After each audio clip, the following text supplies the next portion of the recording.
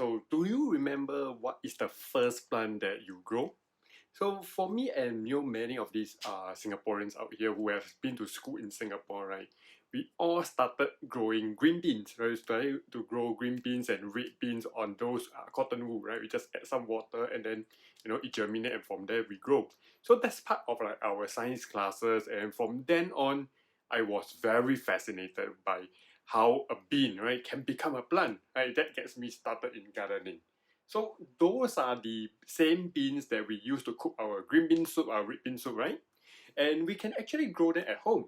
Right? They are very fast growers and they are pretty much very hardy. So they are very forgiving, suitable for many beginners, right? And in gardening, we call them Mung Beans, right? And they belong to this very big family of bean plants, right? We call them Vigna. So in order to grow them well, in order to grow Vigna well, we can always use the most reliable and the most powerful gardening approach called the grow method.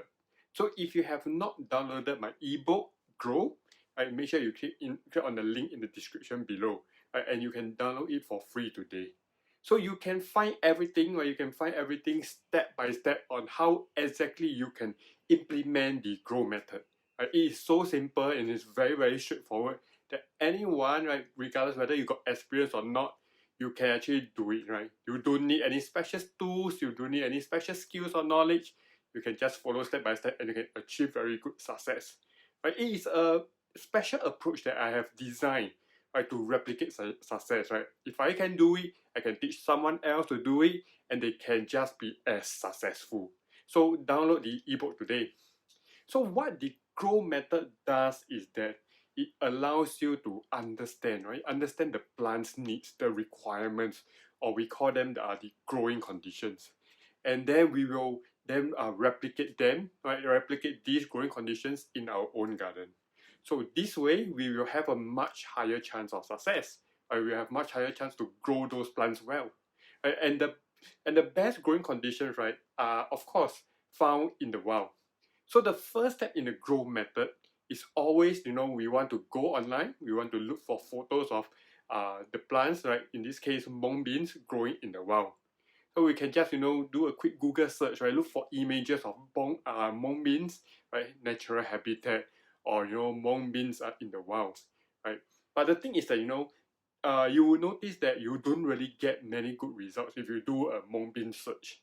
Right? That's really because edibles and vegetables, they are cultivated plants, right? And they have been cultivated for 100 years, right? So they have been evolved so much that they are so different from what they are in the wild. So finding growing conditions of vegetables or any kind of edibles, right, can be a little bit difficult or challenging, right? So what can we do here, right? Can we still use the grow method? Yes, we can, right? We can actually look for their relatives. So, instead of searching mung beans online, right, we can now search for Vigna growing in the wild. Right? And this time, you will get more results. So using these photos, right, of Vigna growing in the wild or the Vigna's natural habitat, we are going to look for the 5 growing conditions. And that is light, water, humidity, potting media, and feeding. So those who have watched many of my videos will already know that, right? It is so easy to remember and it's so easy to implement. So the more photos that we can look at, right, the more information we can get. And with the more information we have, the more accurate we can understand the growing conditions. And it's applicable to all plants, right? Applicable to any plants, right? And that's why the grow method is so powerful. So here are some photos of Vigna growing in the wild, right? These are not mung beans, but these are cousins of mung beans, right? So let's look at the first condition, that's light, right? So can you see that, these plants are found out in the open? Right, yes, right? And that would mean that they are sun-loving plants. So to grow them well, you will need to grow the mung beans under direct sunlight, right? As much as possible, preferably around 6 to 8 hours every day. So in the event that they don't have enough, right, they don't receive sufficient light, right, they will not grow well because they are under a bit of stress.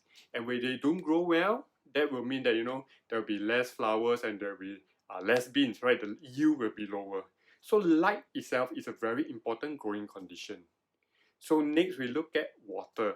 So how we can assess water is by looking at the photos of the soil. So can you see that the soil seems to be very gritty, right? Very dry. So most likely we don't have to water them all the time, right? We don't have to water them very often.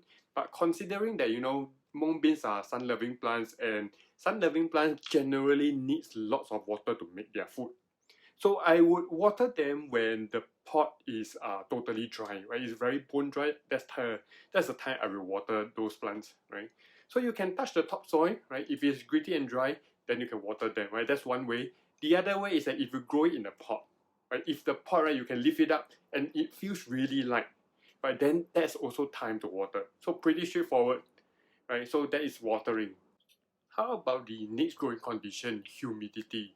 So you can see these plants are out in the open, right, in their natural habitat, right? That means what? That means good air circulation, right? So air circulation means very windy, right? So it can be really windy. But there are also other plants around, right? Those other plants around that actually release water vapor, right? That increases humidity as well. So I would say, they can tolerate windy conditions, but I would still want to keep humidity on the high side. So what you can do is that you can actually grow them at windy spots, right? But you must make sure that there are other plants that are grown together, right, or very close to them as well, right? So that keeps the humidity level just about right. So can you see, we are trying to recreate the same natural habitat, right? Windy, but got plants, right? That's the way. That's the grow method, right? So that is how we're going to do with all the growing conditions. So how about the next growing condition, potting media? So from the soil, I can see, those small pebbles, small rocks, and very gritty soil, right? And at the same time, I can see, plant matter as well, right? So for potting media, I would use very draining soil. But, those draining soil must have high level of nutrients. So for example, good garden soil. Or if you're mixing your own, you can actually use, equal parts of compost and burner. And I think that is good enough. So no cotton wool this time, right? That's why our first few plants never survive long, right? There's no nutrients and too wet for them to actually grow well. And the last growing condition, and that is feeding. So feeding refers to fertilizing, and considering they need high nutrient soil, there are a lot of plant matter in their soil, right? So I would fertilize them on a regular basis. So because they are smaller plants, right, they are very low-lying shrubs and things like that, right? Maybe light fertilizing would be good enough. So you can use organic fertilizers, like those chicken manure pellets, right? Or you can use chemical fertilizer like Osmocote or general growth, right? Those leaf growth fertilizers, that would be good enough, right? Those are just very light fertilizing, right? And that's it, right? So 5 growing conditions, and you just follow them, they are pretty easy to grow. Of course, if you want to make green bean soup from your own plants, you will definitely need quite a number of plants, just to make one serving. I have tried growing, 5 or 6 plants, and they only give me a fistful of beans only. So grow more, right? If you want to use it for cooking. So if you want to learn more about growing other kinds of plants, right? You have been trying to grow certain plants and it didn't grow well, right? So make sure you subscribe, right? Click on the subscribe button below so that you don't miss out on any of my new videos. Right? Comment below, right? If you have any difficulty with any plants, if you want me to review any plants, or you have any questions about gardening, happy to answer, right? Happy to make more videos for you and for everyone else. So until next time, I will see you in the next video, and happy gardening.